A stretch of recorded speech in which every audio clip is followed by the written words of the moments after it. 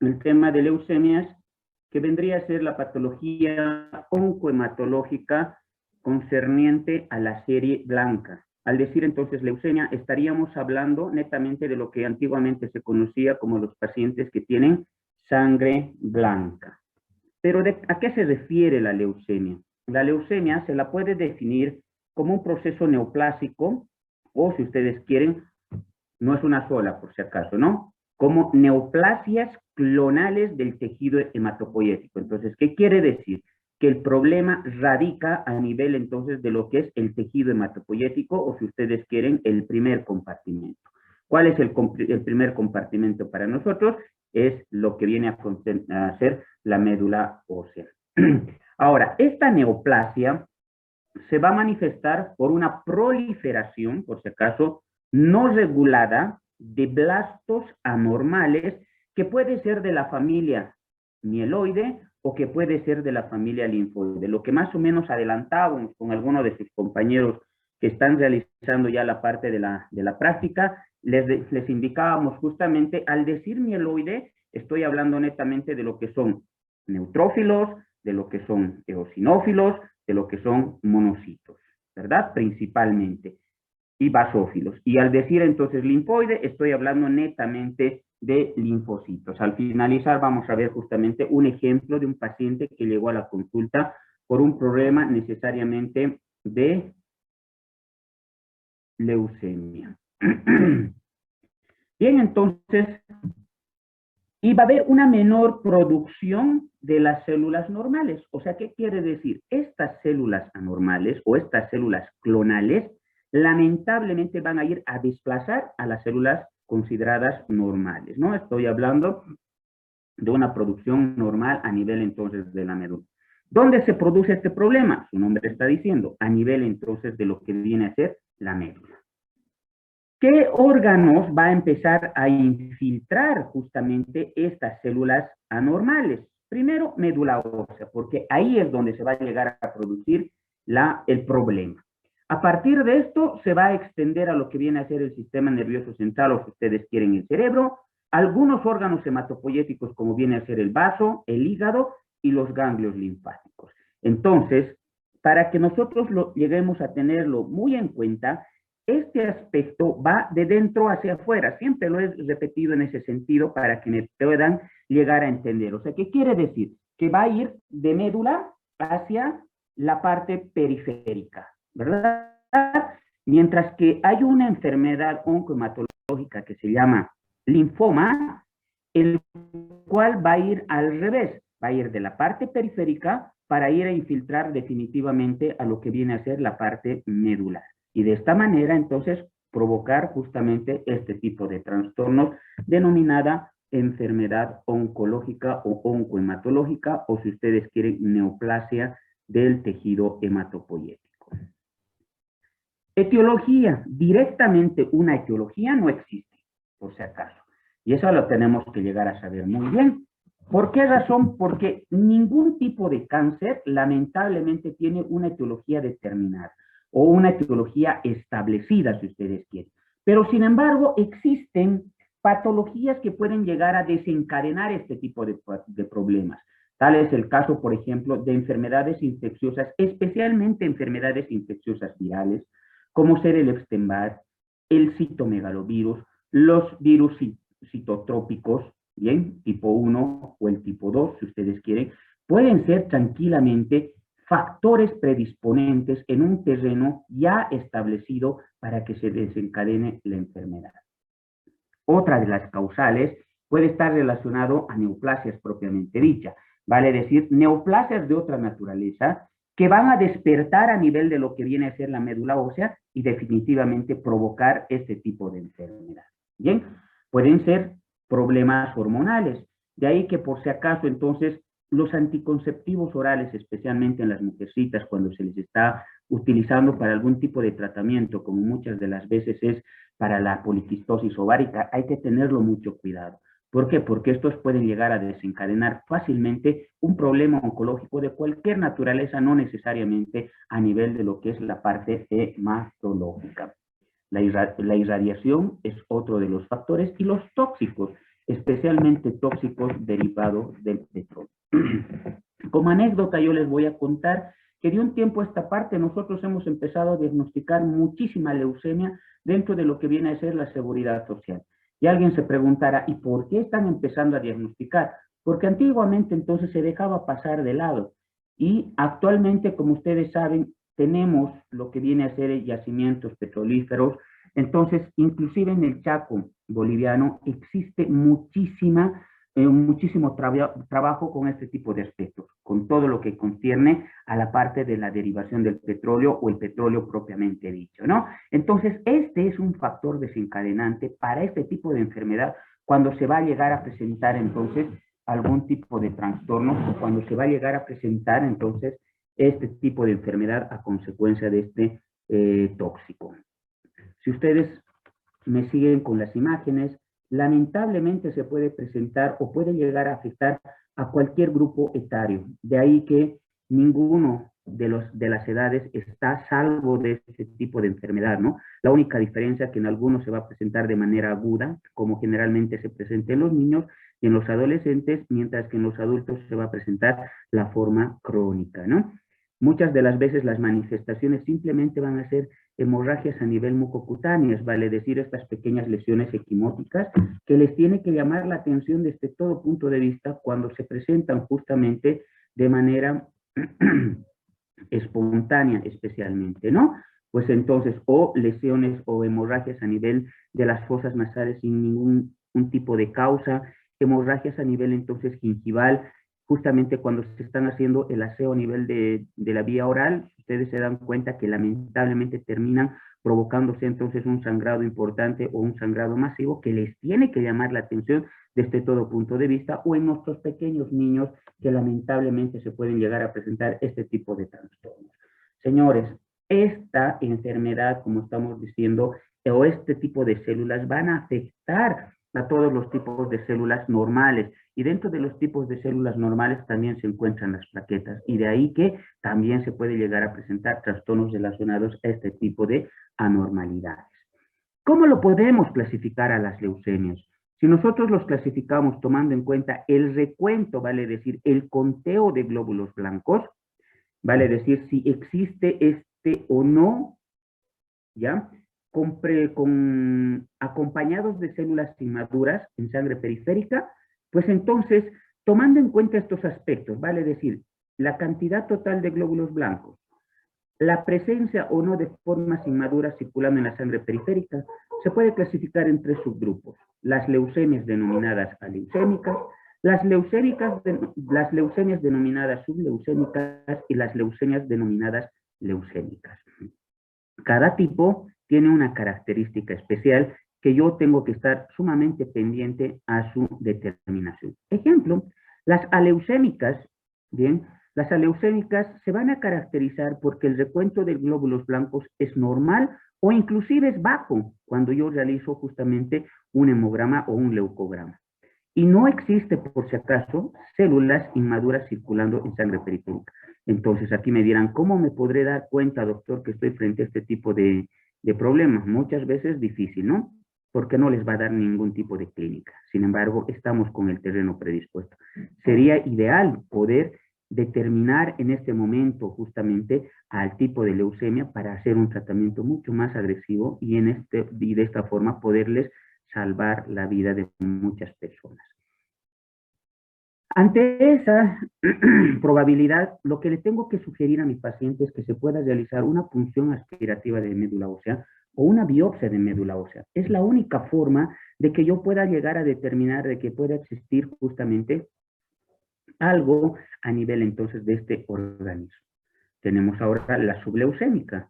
La subleucémica, el recuento de leucocitos es normal o puede ser bajo, pero acá en la subleucémica ya me da algunos otros datos importantes, como viene a ser las células inmaduras que se encuentran circulando a nivel de lo que es sangre periférica. Estas células inmaduras ya me tienen que a mí determinar muchos aspectos importantes que me van a servir para poder hacer el diagnóstico presuntivo de este tipo de enfermedad. Bien, nuevamente, recalcando, vamos a indicar que existe glóbulos blancos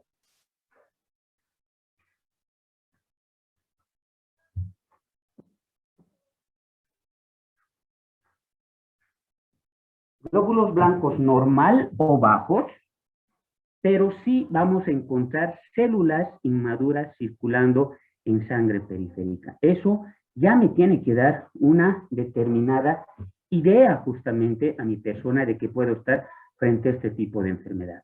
¿Cómo yo voy a darme cuenta? Fácil. Ya me voy a dar cuenta, ¿por qué? Porque en un frotis de sangre periférica simple, pues yo ya voy a lograr determinar el diagnóstico de este tipo de células, lo que en el anterior no lo podíamos determinar. Decíamos que necesariamente necesitamos una punción aspirativa más biopsia, mientras que acá ya solamente es frotis más punción aspirativa. No excluimos a la parte de lo que es biopsia. Entonces, eso ya a mí me va a dar otro tipo de aspectos. La tercera, que es la denominada leucémica. Este tipo de leucemia leucémica es la que tal vez a todos nos gustaría que nos llegara a pasar. Obviamente no. Bien, pero en caso de que nosotros tengamos que llegar a realizar el diagnóstico, sería lo mejor. Bien, ¿por qué? Porque acá el recuento de glóbulos blancos ya va a estar sumamente elevado. Vale decir que estos pacientes van a venir lo que nosotros habíamos ya determinado cuando veíamos lo que es el leucograma, ¿verdad? Una reacción leucemoide o directamente el paciente llegaría con una hiperleucocitosis. Y además que vamos a encontrar bastantes células inmaduras circulando en sangre periférica. Nuevamente, para hacer el diagnóstico ya me basta simplemente lo que es el frotis y la punción aspirativa de médula ósea. Esa es la clasificación, tomando en cuenta, por si acaso nuevamente estoy recalcando, la cantidad de glóbulos blancos y la presencia o no de células inmaduras circulando en la sangre periférica. Otra forma de clasificación puede ser tomando en cuenta la evolución de la enfermedad. Y de acuerdo a esta evolución de la enfermedad, estas pueden ser agudas o pueden ser crónicas. Y tomando en cuenta el estirpe, o vale decir el tipo de célula involucrada, puede ser linfoide o puede ser mieloide. Bien, no sé si alguien quiere participar hasta acá con alguna pregunta. Hasta acá es solamente lo que estábamos viendo, generalidades relacionadas a la parte de las leucemias, que son, bien, cuáles son las causas posibles de desencadenar la enfermedad, cómo los vamos a clasificar, bien, solamente hasta ahí. Y de acuerdo a partir de ahora vamos a ir desglosando una a una. No sé si alguien quiere preguntar nuevamente, recalcando. A ver, vamos a mejor dicho, vamos a pasar el caso clínico de un caso de leucemia que muchos de sus compañeros ya lo conocen.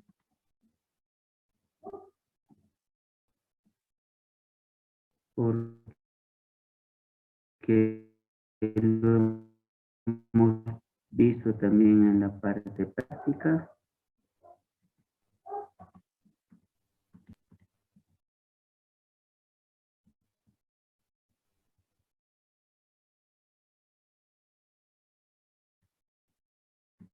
Bien. Aquí está un caso. No sé si se nota, perdón. Se nota, ¿verdad? Sí. Bien, este es un caso, por ejemplo, de una paciente, como su nombre dice, de sexo femenino. En agosto del 2020 la tuvimos, cuando nos los mandaron justamente con este tipo de recuento de glóbulos blancos. Ustedes se estarán dando cuenta, no se nota bien, perdón, no tengo el puntero. Acá, en la cantidad de glóbulos blancos, estarán viendo, existe 168,000 glóbulos blancos. Y si nosotros empezamos a hablar de lo que viene a ser el leucograma, para nosotros esta es una hiperleucocitosis. Entonces, en la hiperleucocitosis habíamos indicado que no solamente me tiene que significar valorar a los glóbulos blancos, inmediatamente me tengo que trasladar ¿a dónde? A valorar la fórmula leucocitaria. Y acá me están hablando de lo que son linfocitos, neutrófilos, monocitos, etc. Y dentro de estas, si ustedes se dan cuenta, no hay células. Están completamente perdidísimas las células. Entonces acá ya me está dando un parámetro de que lamentablemente este paciente no tiene células normales. Tiene solo células anormales de la serie blanca. 168.000. Además me viene con un cuadro de anemia, 8.7, y me está viniendo con un recuento de plaquetas disminuido. Entonces estamos hablando de un paciente con leucemia crónica. Generalmente los pacientes que vienen con leucemia crónica vienen ya con trastornos de las otras células que acompañan a este tipo de enfermedad. Mientras que las personas que están con leucemia aguda aún no tienen entonces los cuadros de anemia ni de la trombocitopenia.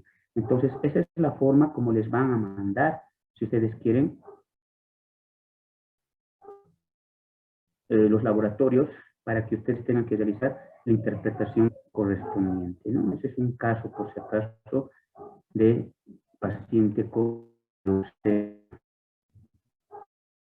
Vamos a ver otro como para que ustedes se orienten de mejor forma. Lo que es esta. Perfecto. Caso similar, acá está. Si ustedes se dan cuenta, aquí la cantidad de hemoglobina, 8.7, hematocrito de 28, BCG de 88, me llama mucho la atención, leucocitos de 168.000, acá está, ¿no? Lo que estábamos hablando recientemente. ¿Qué tiene este paciente? Blastos, 99%, las blancas son anormales, son blastos, ¿ya? Lo que acabamos de determinar.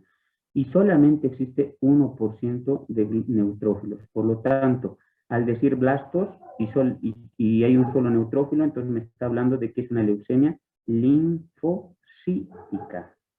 Linfocítica, ¿por qué? Porque definitivamente las células blásticas están relacionadas al estirpe de los linfocitos. Bien, ese es un laboratorio, por si acaso, de un paciente con leucemia. Bien, pues entonces, si no hay preguntas, iremos desglosando patología a patología. Hoy nos vamos a dedicar a hacer solamente las agudas y la siguiente clase terminamos con las crónicas. La leucemia linfoide aguda, su nombre está diciendo, si es linfoide, las células anormales o las células clonadas tienen que ser linfocitos. Eso es lo que quiero que se me metan a la cabeza, ¿no? Entonces, la leucemia linfoide es la proliferación clonal anormal de precursores linfoides. Vale decir, son linfocitos atípicos o linfoblastos, o linfocitos inmaduros o linfocitos anormales, como ustedes quieran llamarlos, ¿no? Pero nosotros los decimos linfocitos clonados, linfocitos atípicos,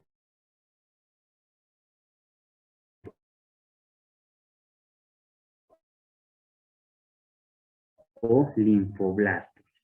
Pues entonces estos linfoblastos anormales me van a dar, la sociedad americano-británico lo clasifica en 3, tipo 1, tipo 2 y tipo 3. Bien, esta simplemente los determina y lo vamos a ir desglosando poco a poco. Los síntomas capitales que tiene que llegar a presentar, o el síntoma capital, mejor dicho, que tiene que llegar a presentar este tipo de paciente son las adenopatías. De ahí que muchas de las veces se puede llegar a confundir una leucemia linfoide con un linfoma, porque estamos indicando que en los pacientes con linfoma, generalmente, primeramente tiene que haber, mejor dicho, infartación a nivel de lo que son los ganglios, ¿ya? Los ganglios periféricos especialmente, pero también puede haber infartación de los ganglios centrales. Pues en estos casos, de igual forma, hay un signo capital para nosotros en este tipo de leucemia y se llama adenopatía. Esta adenopatía además tiene que estar acompañada de fiebre, pero la fiebre acá se la denomina fiebre de origen prolongada. ¿Qué quiere decir? Es una fiebre que supera a los 14, 15 días de evolución sin ninguna causa. Solamente fiebre todos los días. ¿De acuerdo? Además de esto, el paciente empieza a presentar dolores óseos, dolores articulares, y va a empezar a presentar cuadros de anemia sin causa, ¿bien? Y hemorragias. Hemorragias agudas. lo cual entonces a mí me tiene que empezar a llamar despotrombocitopenia, pues para mí esto no es un cuadro de normalidad. ¿Cómo tendrán que recurrir ustedes a pensar en esto? Primeramente ante la clínica, ¿no? Ante la clínica tengo que hacer el descarte entre lo que es un linfoma y una leucemia linfoide. ¿Qué le voy a pedir? Una punción aspirativa de médula ósea y una biopsia de médula ósea. Ahora, si en el reporte de la biopsia de médula ósea me indican que existe más o igual al 30% de blastos de tipo linfocitos, pues ese sí es un diagnóstico. ¿Bien? A esto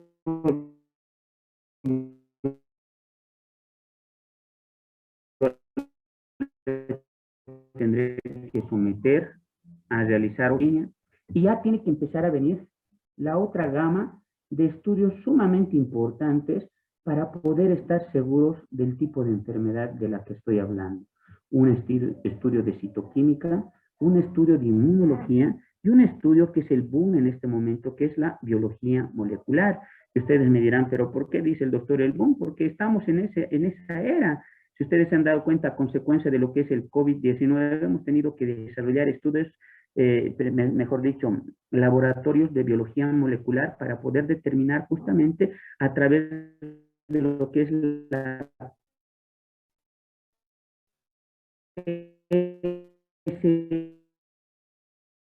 el diagnóstico del COVID, porque esto ya se viene realizando bastante tiempo atrás en otro tipo de patologías. Por ejemplo, nosotros lo utilizamos muchísimo la biología molecular para poder determinar justamente diagnósticos de esta índole. ¿Ya? Entonces es el boom en este momento para nosotros para estar más seguros de la enfermedad de la que estamos hablando, ¿no? A este tipo de pacientes, ¿qué tratamiento ustedes le tienen que someter? Primeramente acá, si ustedes ven las imágenes, acá estamos haciendo una punción aspirativa más biopsia a nivel de lo que es la cresta ilíaca anterosuperior izquierda. Acá otro tipo,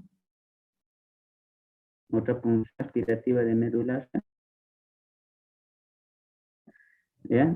A nivel de la cresta ilíaca posterior superior derecho. Y acá les está mostrando justamente el trocar o la aguja, si ustedes quieren. Esta es una aguja de Hanshiri. Nosotros lo que introducimos y tenemos que llegar justamente hacia lo que es la médula. Y la médula es este estuche, ¿no? Y que se siente fácilmente cuando nosotros estamos a ese nivel. Entonces, inmediatamente obtenemos eso, llevamos al estudio de anatomía patológica, ya tenemos un diagnóstico y tenemos que empezar a preparar a nuestro paciente para someterlo a un tratamiento determinado. El tratamiento va a empezar con el soporte hemodinámico. ¿Por qué es el soporte hemodinámico? Porque si mi paciente está descompensado, yo no le puedo ofertar un tratamiento oncológico inmediatamente, por si acaso, señores, ¿no? Muchas de las veces cometemos esos errores. Cuando un paciente hemodinámicamente está inestable, lo estamos queriendo someter a un tratamiento quimioterápico y lo único que conseguimos es agravar su enfermedad, ¿no? Entonces, primeramente manejamos el soporte hemodinámico. Hacemos lo que viene a ser la lisis tumoral, que quiere decir tratar de barrer a través de una determinación de líquidos más bicarbonato de sodio, un lavado de todas estas células anormales, y posteriormente le empezamos a tratar al paciente en caso de que esté inmunodeprimido. En este caso, como hemos dicho que la mayoría son linfocitos anormales, va a estar con neutropenia, ¿no? Va a estar con una neutropenia febril. Ya anteriormente habíamos hablado de esta neutropenia febril, entonces tenemos que manejar a mi paciente como neutropénico febril, ¿no? Vale decir a un paciente que no tiene defensas. ¿Y qué tenemos que hacer? Hemos dicho, lo vamos a aislar, lo vamos a pancultivar, y si en caso de que tiene fiebre, lo vamos a iniciar antibiótico de amplio espectro de manera empírica, hasta que lleguen los resultados de los cultivos. Y a las 72 horas volvemos a reencaminar nuestro diagnóstico. Si mi paciente se va compensando desde la parte hemodinámica, hacemos la lisis y manejamos la neutropenia febril y mi paciente está muy estable, pues ese es el momento para la realización de lo que viene a ser la quimioterapia. La quimioterapia que lo tenemos que realizar en dos fases, por ejemplo, ya en la fase sistémica y la otra que va a ser la intratecal, por si acaso. Necesariamente tenemos que hacer también la intratecal. ¿Por qué? Porque hemos dicho que el principal órgano que va a ser afectado después de la médula va a ser el sistema nervioso central. Y finalmente estos pacientes lo podemos llevar a lo que vienen a ser los trasplantes de médula ósea en caso de recaída. Entonces, primeramente, le le sometemos un tratamiento quimioterápico y si no tenemos una buena respuesta, pues directamente lo hacemos trasplante de lo que es médula ósea. El otro tipo, la leucemia mieloide aguda, ahora ya no es linfoide, ¿no? Es mieloide. Entonces, las células clonales anormales son de precursores mieloides, de mielocitos atípicos o mieloblastos se llaman. En el anterior caso hemos dicho que se llaman linfocitos atípicos o linfoblastos. Y en este caso se llaman, nuevamente recalcando, mielocitos atípicos o mieloblastos. La anterior se clasificaba en 3, esta se clasifica en 7 igual a través de esta escuela, la británico-americana. ¿Ya? En el anterior hemos indicado que el principal signo son las adenopatías. En este es la esplenomegalia. Va a haber un crecimiento del vaso sin causa. Bien, entonces ustedes lo primero que tienen que hacer si se crece el vaso, que es una leucemia mieloide. Bien, ahora puede ver lo que es la hiperplasia gingival, vale decir, hay una inflamación o crecimiento de las encías. Va a haber hemorragias a ese nivel, puede haber cuadros de fiebre e inclusive puede haber fiebre de origen prolongado. Y la fiebre de origen prolongado hemos indicado que es una fiebre que dura más de 14-15 días, sin causa alguna. El diagnóstico, igual que en la anterior, tengo que someterlo a mi paciente a biopsia y a punción aspirativa de médula ósea, donde tengo que encontrar 30% o más de 30% de blastos, pero de la serie mieloide. También voy a complementar sus estudios pidiendo lo que es un hemograma completo, una química sanguínea y el arsenal más importante que viene a ser el estudio de citoquímica, inmunología y biología molecular. Hemos indicado que la biología molecular está siendo el boom del momento dentro del diagnóstico de estas enfermedades. El tratamiento, lo mismo, ¿no? Voy a hacer un tratamiento del soporte hemodinámico, lisis tumoral y posteriormente tengo que hacer, ¿qué? Tratamiento de la neutropenia febril. Inmediatamente mi paciente esté apto, se somete al tratamiento de quimioterapia y en casos refractarios a la quimioterapia o recaídas importantes en el tratamiento quimioterápico, directamente someterlo a tratamiento de trasplante de médula ósea. ¿Por qué les traigo a colación estas imágenes? Porque definitivamente muchas de las veces los diagnósticos los hacen los odontólogos. En realidad no los hacen. Si no, no se dan cuenta porque encuentran que las encías están completamente amoratadas, están con equimosis, si ustedes quieren, o son encías sangrantes y que ellos no les dejan trabajar y por lo tanto entonces inmediatamente ven este tipo de trastornos hemorrágicos, los derivan y ahí es donde empieza, perdón que tenga que hablar así muchas veces, el calvario de una persona, porque lamentablemente a partir de un chequeo odontológico termina siendo diagnosticado de una leucemia mieloide. Bien, señores, hasta ahí la clase de hoy día, no les voy a cansar más. Bien, no es el afán. Para completar con la parte crónica, la siguiente clase. No sé si alguien tiene alguna pregunta.